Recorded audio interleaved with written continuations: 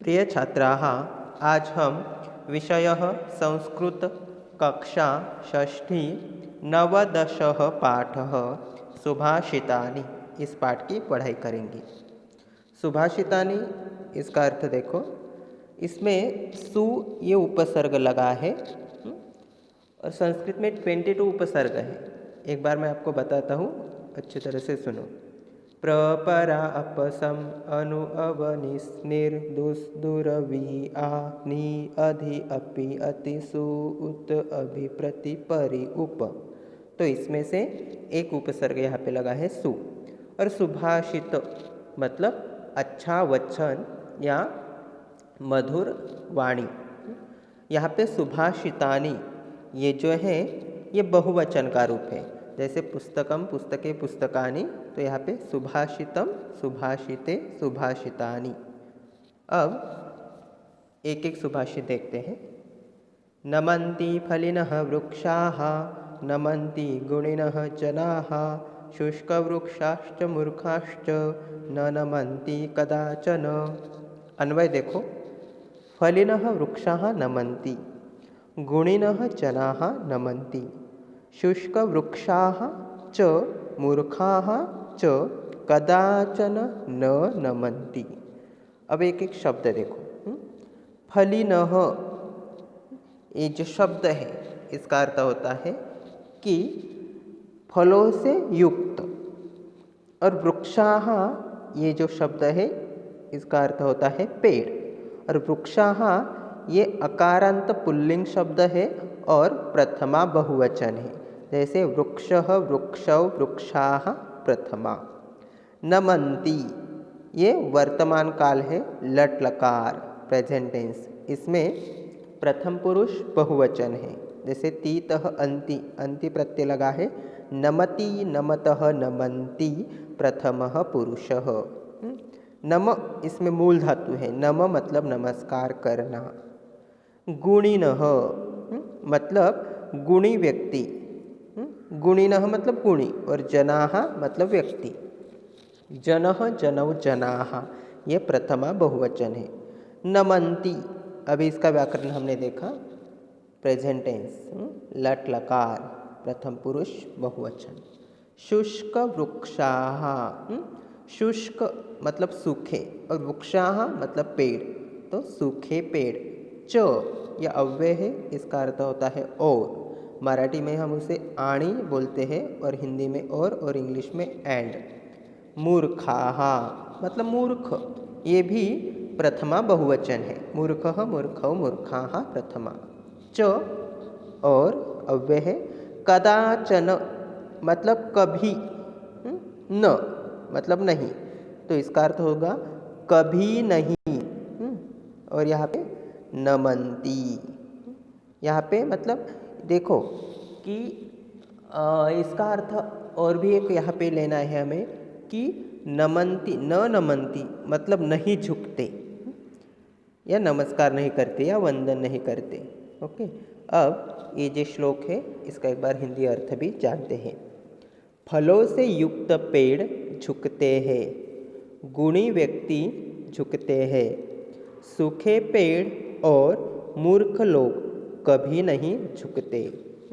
अब दूसरा जो सुभाषित है उसके बारे में भी जानते हैं।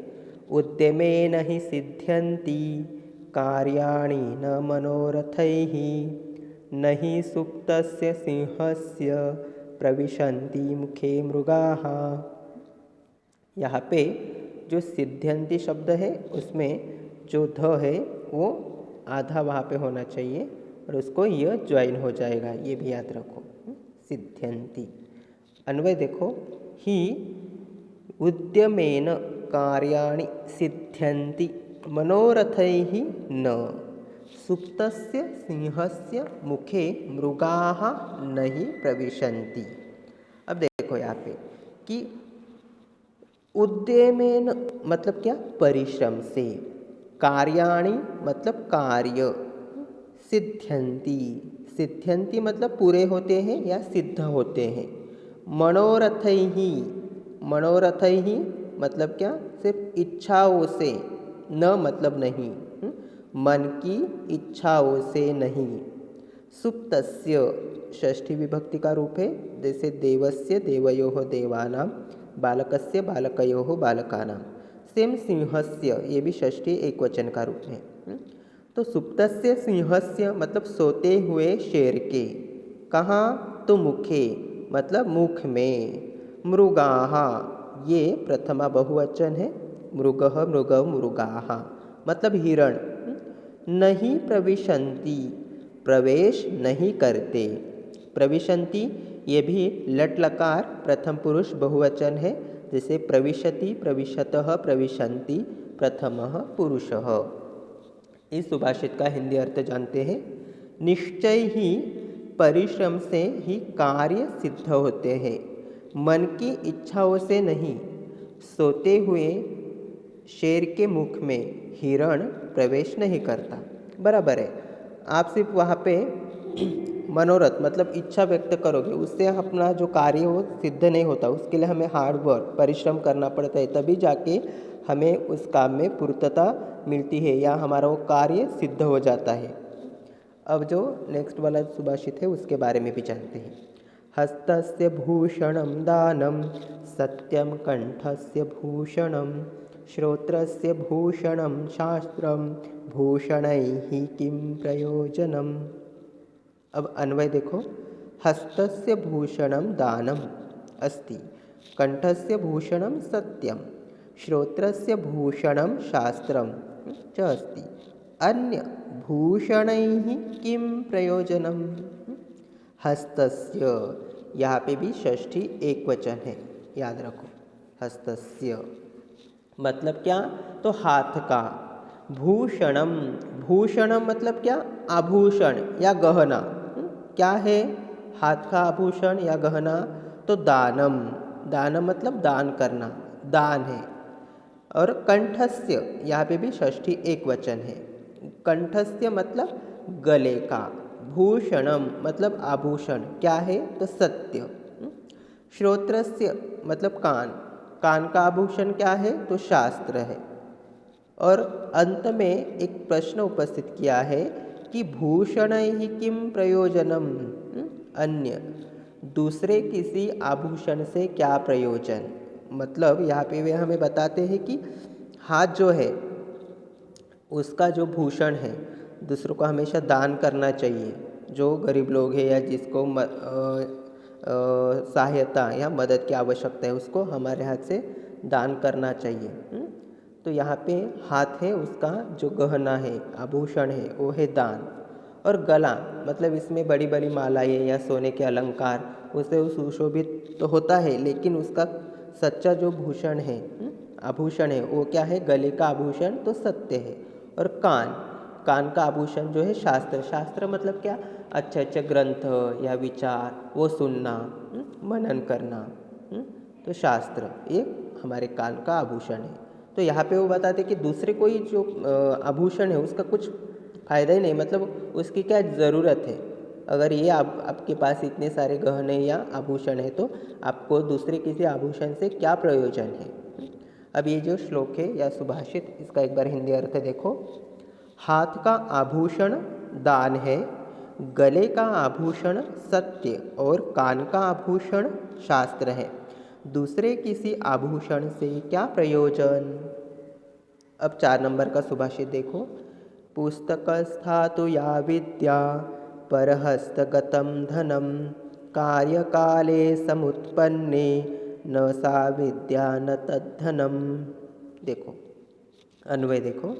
या विद्या तो पुस्तकस्था यत् धनं परहस्तगतम् अस्ति कार्यकाले समुत्पन्ने न सा विद्या न तद्धनम।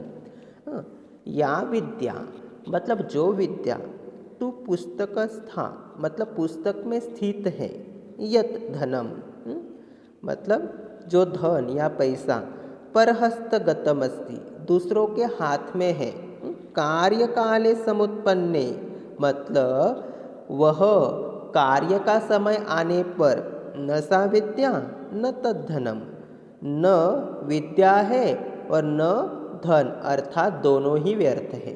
देखो पुस्तक में बहुत सारी विद्या है, ज्ञान है, लेकिन जब आपको उस ज्ञान का मतलब उस ज्ञान की आपको आवश्यकता है।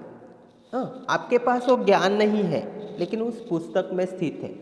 लेकिन ऐसा समय आता है कि आपको उस ज्ञान की आवश्यकता पड़ती है। उस समय अगर वो आपके दिमाग में, आपके पास वो ज्ञान नहीं है तो कुछ फ़ायदा है क्या?